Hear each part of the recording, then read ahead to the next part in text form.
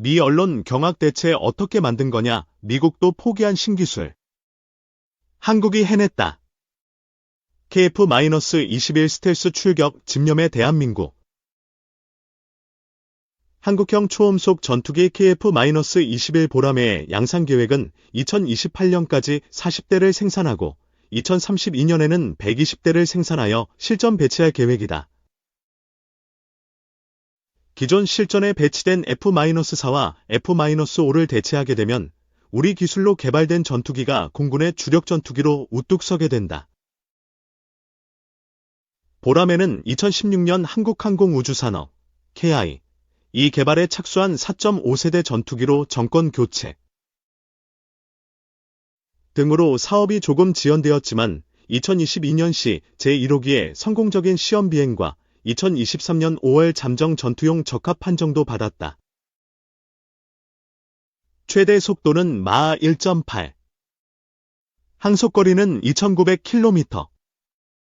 능동전 자주사식 위상 배열, SA, 액티브 일렉트라니클리 스캔드 어레이, 레이더. 적외선 탐색 및 추적 장비, RST, 인프라레드 서치 앤드 트랙. 통합 전자 전체계 등의 장치를 갖추고 있는 최신의 전투기이다. 한국형 초음속 전투기 KF-21 양상 세부 추진 계획을 살펴보면 지난 24일 방위사업추진위원회에서 올해 6월까지 KF-21 20대 생산 계획을 체결하고 2025년 추가 20대를 도입하는 KF-21 최초 양산 계획을 의결하였다. KF-21의 도입을 위해 2028년까지 7조 9,200여 원이 투입되게 된다. 초기 양산 계획에 20대씩 2회에 나누어 계약을 진행하는 것은 KF-21에 장착되는 공대공 미사일의 장착 시험 등의 성능 시험이 완료되지 않았기 때문이다. 이러한 문제를 해결하기 위해 2회에 걸쳐 40대를 생산하는 계획으로 진행되는 것이다. 성공적인 KF-21 양산을 위해서 몇 가지 해결돼야 할 문제점이 있다. 그 중에 하나는 공동개발국인 인도네시아의 1조 원 가까운 미납금 문제다. 인도네시아는 2016년 1월 KF-21 개발비의 20%인 약 1조 7천억 원, 이후 약 1조 6,245억 원으로 감액을 2026년 6월까지 부담하는 대신 시제기 일대와 각종 기술 자료를 이전받고 48대를 인도네시아에서 현지 생산하기로 했다. 하지만 예산 부족 등을 이유로 현재 9,911억 원을 미납하고 있다. 또한 KF-21의 주요 기술 유출 등의 문제로 수사를 받고 있는 현실에서 양국 사이에 협상점을 찾는다는 것이 힘들 것 같다. 또 다른 하나는 항공기를 생산할 수 있는 전문인력 충원이 어려운 것이 문제이다. 과거 코로나로 유출된 항공 전문인력이 재유입되지 않아 진주 사천 지역의 항공관력 기업들은 전문인력 수급에 적색 신호등이 들어와 있다. 특히 항공산업의 인력은 다른 산업 인력과 달라 전문기술 교육이 필요하기 때문에 경쟁력 강화를 위해서는 체계적인 전략 수립과 더불어 전문인력 양성 및 전문인력 공급 시스템이 필요한 것이 현실이다. 현재 전문인력 수급을 위해 여러 가지 정책들이 진행되고 있다. 그 중에 첫 번째 국내 인력 수급이 어려운 상황을 고려해 부족한 인력을 충원할 수 있도록 외국인 노동자의 고용 확대를 위한 항공산업 인력 비자 제도 신설 확대 등의 정책이 진행되고 있다. 두 번째는 장기적인 인력 수급을 위해 정부 및 지자체를 중심으로 전문 인력 양성 사업이 활발하게 진행되고 있다. 이러한 문제점들이 잘 해결된다면 과거무에서 유를 창조한 항공산업의 신화를 다시 한번 더 되살리고 우리 기술로 개발된 KF-21 보라매가 우리나라 창공을 안전하게 지킬 수 있을 것이다. 이 핵무장국 북의 드론전 전력투구 배경은 에펜기고 북한은 사실상 핵무장을 상당 부분 완성한 상태다. 이제 단지 핵무장을 넘어 수년 내에 수백 기의 핵무기를 갖겠다며 최소 억제를 넘어 최대 핵보유 프로그램을 가동 중이다. 지난 9월 13일 전략시설인 원심분리기 1만 개에 가까운 원심분리기가 즐비한 수고농축 우라늄, AGU 생산 공장을 공개한 것도 최대 핵보유에 기반한 핵강국 전략을 고스란히 보여준다. 단지 핵무기를 최대치로 보유하는 것을 넘어 군사적으로 핵무기를 사용하겠다며 핵무기 사용 조건에 낮추는 등 핵금기를 무너뜨리고 있다. 이런 점에서 북한의 핵전략은 최대 억제 전략으로도 규정하기 힘든 공세성을 지니고 있다. 이러한 공세적 핵 프로그램의 최종 목표로 러시아를 등에 업고 핵보유국으로 공식 등극하는 것을 설정하고 북한은 현재 러시아와 전략 거래의 끝판왕을 추진하고 있다. 한편 핵무장 극대화에 진력하고 있는 북한이 최근 비대칭전의 중심으로 떠오른 드론전에도 높은 관심을 보이고 있다. 우선 러시아 지원을 위해 파병된 북한군은 현지에서 드론전을 습득한 것으로 알려지고 있다. 북한군의 드론전 습득으로 기습전, 배합전, 속전속결전에 중심을 둔 북한의 전통적 군사전략에 상당한 변화가 예상된다.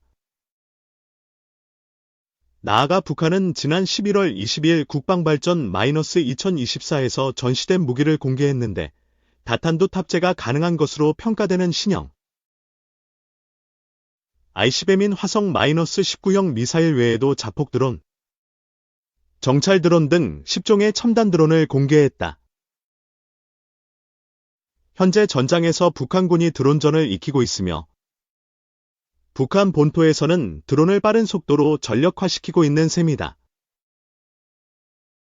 북한이 U-25 전쟁 방식의 재래식 전쟁을 넘어 핵무기를 전쟁에 사용할 수 있음을 시사한 데 이어 드론전에도 관심을 높이는 이유는 무엇일까? 첫째, 가성비 차원에서 드론이 최고라는 판단이 작용한 것으로 보인다. 드론은 적은 비용으로 빠르게 전력화하여 정찰 타격 등 다양한 방식으로 전술을 펼칠 수 있는 무기다. 따라서 가성비가 뛰어난 드론의 강점을 군사전략과 전력기획에 반영한 것이라 볼 수 있다. 둘째, 김정은이 그린 전쟁 준비 로드맵에 드론전을 포함하고 있음을 시사한 것으로 평가된다. 지난해 말 김정은이 군부의 전쟁 준비 완성을 지시한 후 2024년 다양한 방식으로 전쟁 준비에 박차를 가하고 있다는 메시지를 보내고 있다. 지난 3월에는 김정은이 직접 신형 전차를 타고 지상전을 지휘하는 모습을 연출하기도 했다. 북한은 개전초 장사정포를 사용하여 수도 서울을 무력화시킨 후 대규모 병력을 남침시키는 방식에 기반한 전쟁 전략을 오랫동안 견지하고 있었다. 하지만 드론전을 활용해 개전초 혹은 개전 이전 위기조성 단계에서 드론전을 활용하는 방식도 전쟁 전략에 포함한 것으로 보인다. 이를 통해 위기조성 단계에서 한국의 대응 태세를 떠보거나 남남 갈등을 유도하는 방식으로 전쟁 수행 능력을 마비 혹은 교란시키려는 의도로 드론전을 할 것으로 예상된다. 셋째, 한국 대비 재래식 군사력이 열세인 북한이 핵무기 외에도 자폭 드론 등을 활용해 이러한 열세를 어느 정도 상쇄할 수 있다는 판단이 작용한 것으로 보인다. 월등한 한국의 재래식 군사력을 드론을 활용한 비대칭전으로 상쇄 가능할 것이란 판단은 군사력에서 22 정도나 차이가 않은 우크라이나군이 러시아군을 상대로 드론전을 통해 전쟁을 지속할 수 있었다는 전장의 실전 사례에서 도출한 결론으로 보인다. 이처럼 최근 북한이 드론전에 관심을 높이는 것은 전쟁 계획 다변화, 첨단 무기체계 전력화, 비대칭전 능력 제고, 남남 갈등까지 포함하는 다양한 셈법과 관련이 있다. 더욱이 드론 전력을 강화하면서 동시에 실제 전장에서 드론전까지 습득하는 것은 그 심각성을 더한다. 이러한 전력과 실전의 통합으로 북한은 단기간에 한반도 전장에서 고강도 전술로 드론전을 펼치는 작전 태세를 갖추게 될 것으로 전망된다. 따라서 한국군은 단지 신형 드론 전력화를 넘어 드론 방공체계 구축과 드론전 실전 능력 배양에도 높은 관심을 가져야 할 것이다.